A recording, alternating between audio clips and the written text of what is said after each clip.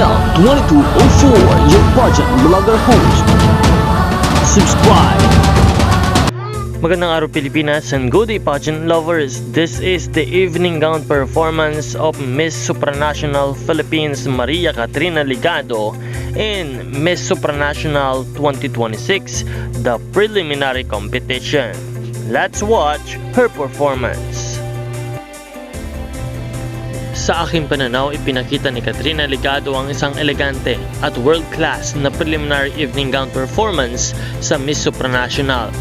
Mula sa kanyang pagpasok sa entablado hanggang sa huling pose, kapansin-pansin ang kanyang poise, confidence at graceful movements. Hindi siya nagmamadali sa kanyang lakad at bawat galaw ay may kontrol at layunin at lalong nagpatingkad sa kagandahan ng kanyang evening gown. Napakalinis ng kanyang projection at facial expressions na nagbigay ng regal and sophisticated na dating. Kitang-kita rin ang kanyang karanasan sa pageantry dahil mahusay niyang naipakita ang personalidad at elegance na hinahanap sa isang Miss Supranational candidate. Bagamat napakalakas ng kompetisyon ngayong taon, may tuturing na isa si Katrina sa mga delegates na nagbigay ng solid at memorable na performance.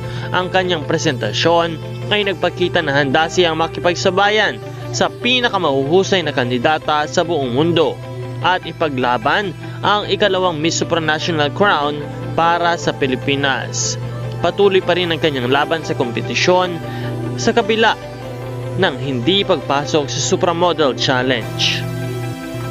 Kaya nawa ay patuloy natin siyang suportahan sa kanyang journey sa Miss Supranational, and of course, don't forget to like and subscribe this channel para po patuloy tayo makakapagbigay ng update sa inyong lahat.